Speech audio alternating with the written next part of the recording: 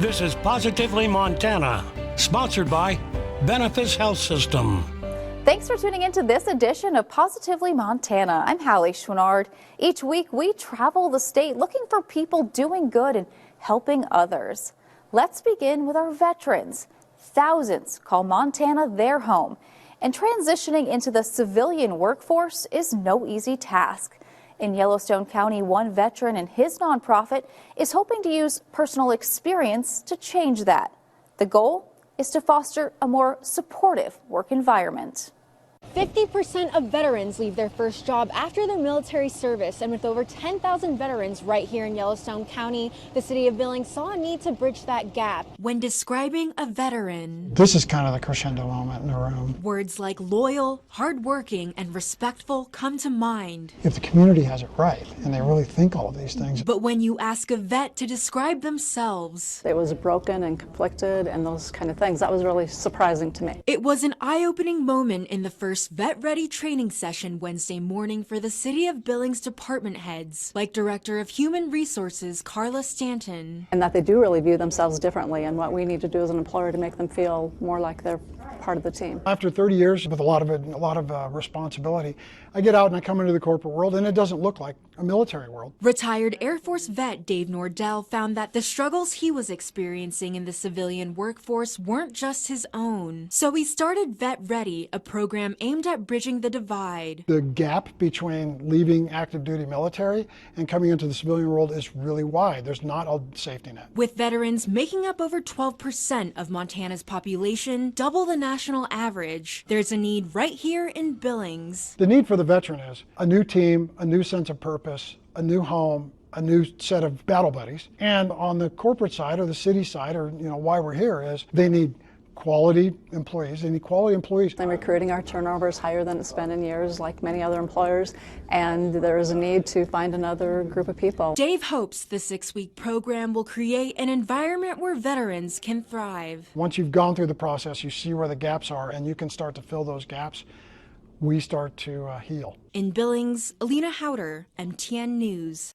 It's the first year of a new Christmas tradition in Columbus. The Stillwater County Library is offering a program that's bringing the community together, one book at a time. Christmas came just a few weeks early at the Stillwater County Library, and this year's book tree not only allows community members to connect with one another, it also promotes the priceless gift of literacy. Take a look at this small but mighty tree, illuminating light and literacy for all to see. It ignites imagination too, and without imagination there's not new ideas. That also encourages a community to grow and expand. A tree with only a few ornaments left for boys and girls of all ages to request books they'd like Santa to bring them this Christmas. There's no restrictions to it. Anyone who wanted a book to request, and then also in the generosity of a library and the season, we thought it was a good opportunity to combine the two. Megan Osborne is the secretary of Friends of the Stillwater County Library, a local nonprofit. She helped debut this year's book tree and says bringing the gift of literacy to the community is one of the most important things a library can do. The more literacy there is in our county, the more opportunities there are for kids and adults alike, for our community as a whole. Her daughter Laura, self-proclaimed biggest Moana fan and preschooler, requested to get a book this year. Yeah, princess picture books. And as a princess picture book fanatic, she has quite the expertise in the subject. And then like it. Along with Laura's wish, there's 9-year-old Peyton who wants a book about tractors or cars, and 12-year-old Reese would like Marvel books this year. We've had quite a few already, and I think people are buying multiple for their adopt a book, so that's always exciting too when you get more than just one. The library says books requested should return by December 14th. If you're worried about not getting a book this year, free books are available under the tree. It's been great, and hopefully it'll just continue to get better with each year. Continuing a tradition that promotes literacy, imagination, and creativity one word at a time. In Columbus, Matt Carmack, MTN News. Volunteers in Butte set up a Christmas display that's part of a long-gone Butte neighborhood. The old Butte neighborhood of Meaderville was known for its amazing Christmas spirit. Unfortunately, that colorful neighborhood was swallowed up by the Berkeley Pit decades ago. But thanks to some Butte folks, people can see a bit of that Christmas spirit brought back to life. This is major. This is a major part of Butte culture, our history right here, you know, remembering the Meaderville Christmas displays. Members of the Racetrack Fire Department and Butte High's History Club helped set up a reproduction of Meaderville's 1948 Night Before Christmas display. Meaderville's former volunteer fire department used to do massive displays every Christmas season. Oh, they went all out for it, and they came from all over the country to see them. Students did touch-up work on the display's giant candy canes. Does this get you in the spirit? I think so. I would say so. I think it's probably one of the most festive things I've done so far today.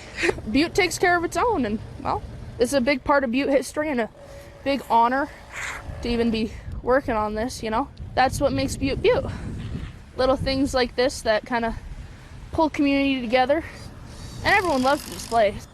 Volunteer firefighters with Racetrack also feel privileged to carry on the tradition, especially since Meaderville's neighborhood was completely destroyed by open pit mining by the early 1970s. People drive by here all day honking and waving, and it's a great feeling. It's a great feeling that we're doing it for Butte, and this puts me in the mood for Christmas. People can see the display in the park behind the Racetrack station at Grand and Farragut Avenues. In Butte, John Amy, MTN News. With the holidays right around the corner, two religious organizations in Helena are teaming up to fight hate and teach about acceptance. From Ekalaka to Victor, students at some Montana public schools will be learning about acceptance and respect for others through anti-bullying and anti-hate boxes put together by the Montana Jewish Project. We love the thought of these messages and the little bit of joy and chocolate that we send out resonating with all kinds of kids all around the state. Montana Jewish Project started putting together and sending out the boxes 3 years ago with the help of one of their volunteers who is a state curriculum writer. We came to realize rather quickly that anti-Semitism and hate are issues in Montana. Aside from featuring the book The Christmas Menorahs, How a Town Fought Hate, each box includes a menorah with a full set of candles, 6 dreidels, and lots of chocolate and plastic coins. It is something the executive director of MJP wishes her son would have experienced with his classmates. Sometimes he'd be the only Jewish kid in his school or in his classroom. So I think sharing the fun parts of your tradition can be exciting for some kids. While the boxes share some of those traditions, the main point behind them is to teach kids about respecting their neighbors, which was shown the day the boxes were packed. MJP's neighbor, the First Presbyterian Church, helped put the boxes together. Children need to know that their family is very important, very special, but so is the next door neighbor. Right. MJP is sending out 30 boxes this year. The boxes come at no cost to public school teachers around the state and are completely funded by MJP and their donors. The boxes have been shipped off to the 30 teachers, and they will be used just a couple weeks before Christmas Day and the first day of Hanukkah. In Helena, I'm Allie Kaiser, MTN News. 5 Montanans were honored at our state capitol for their work in the arts for the Governor's Arts Award. Governor Arts Award is presented in the governor's name and administered by the Montana Arts Council every 2 years. It recognizes outstanding Montana citizens and organizations whose achievements in the arts benefit all Montanans. The 2024 recipients are Jackie Larson Bread, a beater out of Great Falls, sculptor Jim Dolan of Belgrade, musician John Dunnigan of Whitefish, musician John Lowell of Livingston, and Helena painter Mary Gail Shanahan. This ceremony celebrates the richness and wealth of our creative and cultural and artistic output that Montanans give to celebrate this beautiful land that we live in. Still to come on this edition of Positively Montana, a super senior giving back to her community even after her retirement. Stay with us. More stories from the heart of the Treasure State are on the way when Positively Montana continues after this.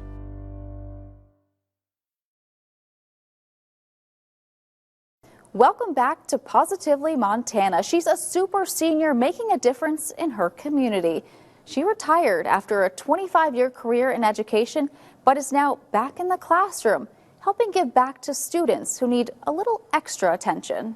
She's just always looking for ways to help kiddos. You'll find Jeannie Weber volunteering at Meadowlark Elementary in Billings a couple days each week. Was that Nan? Helping the kids in Rory Jetmore's special education class learn and believe they can do hard things. It's their first year at Meadowlark, having worked together at Washington Elementary before. I was at a really tough school and didn't have a lot of help and, staffing issues in special ed. And Jeannie just showed up one day to help out, and it was an answer to prayer. The students with individualized education plans can often use a little extra attention, a little extra encouragement, a little extra love. Jeannie has such a great way of meeting the kids where they're at and being able to tailor lessons, groups, so that kids feel successful. Jeannie spent about 25 years in education in a self-contained classroom before retiring, but she later found out there was something missing in her life. I miss the little kiddos. They were so much fun. So she started volunteering. Just the interaction with the kids, and they're all so different. Well, hopefully they're improving their reading, their memory, and their just everything. Beyond the classroom, Jeannie also volunteers with her church's program that helps provide showers for the unhoused in Billings. People register to come and shower at the Salvation Army, and then we take a van down there and pick them up. And just some of the ways this super senior gives back. It is so rewarding. I hope I'm making a difference. I'm so thankful for Miss Jeannie and her devotion to our kids in Billings Public Schools and kiddos with IEPs. In Billings, Russ Riesinger, MTN News. It's back to the drawing board for the Forsyth Dogies as the school faces backlash for sharing its newest logo design. The fate of that logo is now in the hands of the University of Texas, where some are concerned they're a bit too similar. Faculty and students say they want their Dogie back. The town of Forsyth is faced with a problem. One Dogie here, it's the same one that's here, but then there's this different one. So yeah, like 4 different Dogies on just this one page. But before we get into that, first of all, what is a Dogie? A Dogie? A Dogie is a fierce animal. It's a motherless calf. The Dogie fights for itself. It doesn't have anything handed to it. Okay, now that we've determined our terms, the case of bad branding was being resolved by the school in an effort to have one logo. The whole plan was, to start moving back through the buildings, get our purple updated, get some school spirit back in the building. Students, however, had their thoughts. We just don't feel like the new options represented us well as a school. But the facial features they kind of look like an alien, and the artwork, the line work on the face is just way off. So student body president Preston McGregor took to Facebook. Thank you for listening, and I hope you take student interest into account when making your decision. Remember, Dogies fight harder than any other animal. And that's when the community really joined in. Preston's video being shared nearly 100 times, seen by thousands. The verdict? They want their old Dogie back. That logo represents just this town and Forsyth's identity. It's the first logo you see when you come into town. People take it more serious. The cartoon one, I feel like, is more of a elementary kind of thing. But the school's branding company tells school officials the original Dogie is too similar to the Texas Longhorn logo. They were trying to give us a trademark and they couldn't because they said it was too close to another mascot. So students are awaiting a response from the university after reaching out for the appropriate permissions. The identity of your school is really what the school is built on. But why the fuss? The extra effort? Why not just stick with the latest in logos? 1974 Forsyth High School graduate Mike Blakesley says the original logo is a reminder of what a Dogie is. Resilient. This town has been declared dead so many times over the years, but we've always come back, and we always do come back, and we always will. Marcus Kakova, MTN News. Still Still to come on this edition of Positively Montana, we introduce you to a group dedicated to growing deep roots in a Montana city. Their story is next. Stay with us. Positively Montana continues after this. Welcome back to Positively Montana. The Roots Revival Group within the Gibson Park Committee is giving back by putting down roots in the Electric City.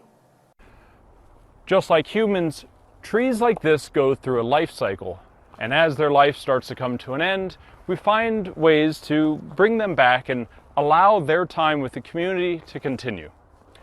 And because of that, the Parks and Recreation Department of Great Falls has a plan. So we have the Roots Revival Committee. This is a group of citizens who saw that we were going to be cutting down about 35 trees, 39 trees in Gibson Park just because of age. And they said, hey, we need to replant that. What can we do to help? So they met with Todd Szymanski, our forester, and we kind of created this committee called the Roots Revival of Gibson Park. Well, you know, life is always better in the shade of a tree.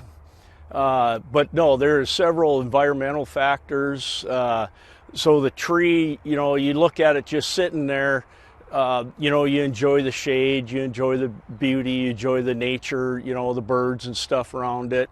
But also it has pretty good environmental impact. Anyone interested in helping to preserve the trees in the park can donate a tree through a city-run program. So if you go onto our website at Great Falls Park and Recreation, we have a full list of all the tree types that we'll be replanting. We have a map of where we're going to plant those trees. You know, a couple of the elms died from Dutch elm disease, and so it's time to restart. We kind of planned it out and, you know, put trees, you know, trees with a purpose in certain spots. So the reason we're asked that the committee has come together is we can't afford to replant all of these trees, unfortunately. It's a big cost, and the city just doesn't have it in its budget. We have a limited resource budget that goes for trees, for trimming, for leaf pickup and everything, and then replanting 35 trees just is not feasible at this time. Planting will mostly take place in the springtime. They will be planted as people come in and pick their spot. For the most part, we're going to really go for spring plantings, and then depending on the weather, the summer, you know, the rainfall, we probably try to do a few fall plantings. I want to, you know, say thanks to the former Mayor Winters that actually really kind of had the ideal and got this ball rolling, and he wanted something for the citizens of Great Falls to get involved with the park system. The trees cost anywhere between $495 and $770 each. For more information, go to our website. In Great Falls, I'm James Rowland, MTN News. Canine conservationists from Missoula County are making an impact all around the world. The nonprofit helps with anti-poaching efforts, endangered animal monitoring, and invasive species detection. Let's go for it. Dogs like Sully here are helping conservation efforts all around the world, saving beautiful places and beautiful landscapes. It totally changes the paradigm, and you don't have to be able to see things visually. At a facility in Tura, dogs learn skills to save some well-loved landmarks and species, and they do so with their noses. Every plant has a distinct odor. You may have seen a Dogs at Work sign leading up to the M or around Mount Sentinel. That's where Director of Special Projects Amy Hurt says the dogs work hand in paw with conservationists to manage harmful species properly. There we're looking for Dyer's wood, which is an invasive weed. Plus, dogs help get information on some of our most prized animals across the state, like bears and wolves, without disturbing them. The dogs are trained to find their scat. Through animal droppings, scientists get valuable data.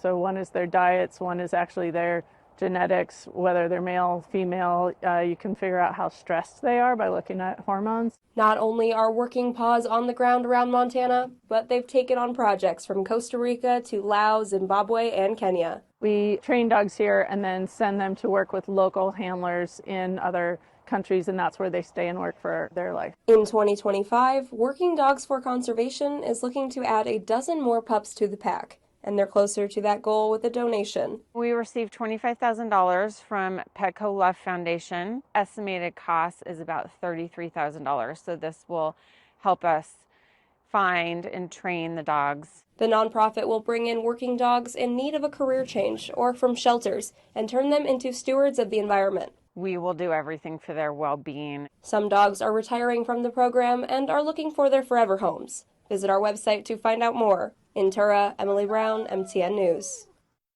We hope you enjoyed this week's edition of Positively Montana. I'm Hallie Schwinard, and I'll see you right back here next week.